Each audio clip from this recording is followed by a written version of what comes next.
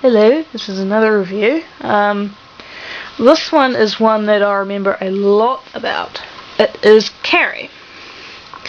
Carrie is the 8th novel I read. It's also one of the shortest novels he wrote. This one's only about 200 something pages. And it's also the very first book that Stephen King, or the very first one that was published. Basically, the story for Carrie is Carrie White is basically, she's sort of a mousy type of girl. You know, she's very, very shy, very quiet, doesn't have any friends. She's constantly, she's constantly bullied at school by the cooler classmates, and also at home she's bullied by her mother, who's a Christian fundamentalist who believes basically everything in the world is evil. Basically, the story starts off with Carrie in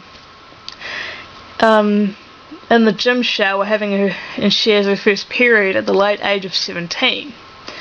And of course, the classmates see this as an opportunity, and so they start to throw tampons, pads, and other things at her, and begin chanting period, period, and plug it up. And basically the mother is not sympathetic about it. She believes that a period for a girl is basically a curse that was brought on by the sins of women, etc. And basically the girls who threw the tampons at Carrie all get detention for a week. And one girl, Chris Hargensen, is extremely evil in the book, and in the movie she's the same. She basically leaves her detention. In this she skips it, but in the movie she leaves. She walks off. She basically misses out on her ticket to the prom, and so she wants to basically get revenge and humiliate Carrie. And so she and her boyfriend, Billy Nolan, decide to basically get buckets of pig blood to dump on her. And Sue Snell, who was one of the girls who was in the period incident, she's feeling guilty about what happened, and so she wants Carrie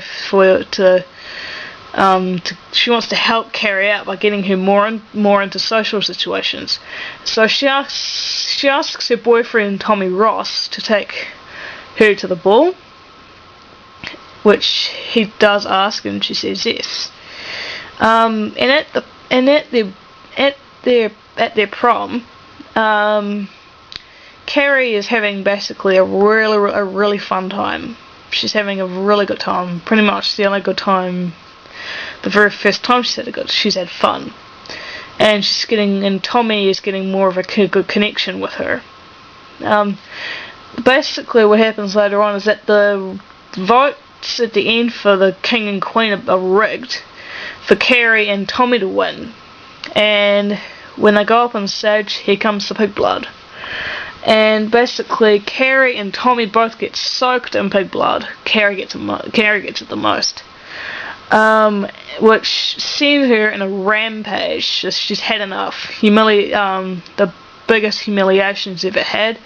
Basically, she goes under the spell of her power. Her power is that she's got a telekinetic ability, the ability to move things with her mind. But at the start of the book, her power was sort of undeveloped, so it would have just happen whenever if she was overwhelmed with anger or stress. At the end of this, she ends up locking the students in the gym and setting the sprinklers off, causing the gym to burn down. And in this, I remember in the book compared to the movie, in the book she burns the whole town down, but in the movie she just burns down the gym. The place where they had the prom. And also is that the death of her and her mother are different. In this, her mother she makes her mother's heart stop, and she is killed by her injuries. She's stabbed to the hilt by her mother. But in the movie, her mother is killed by flying knives that Carrie basically does telekinetically, and Carrie is killed when a big block of wood hits her on the head. Yeah, Carrie was really good. This one is definitely top 5. Carrie gets a 9.5 out of 10. Yeah, that's my review on that. Okay, bye.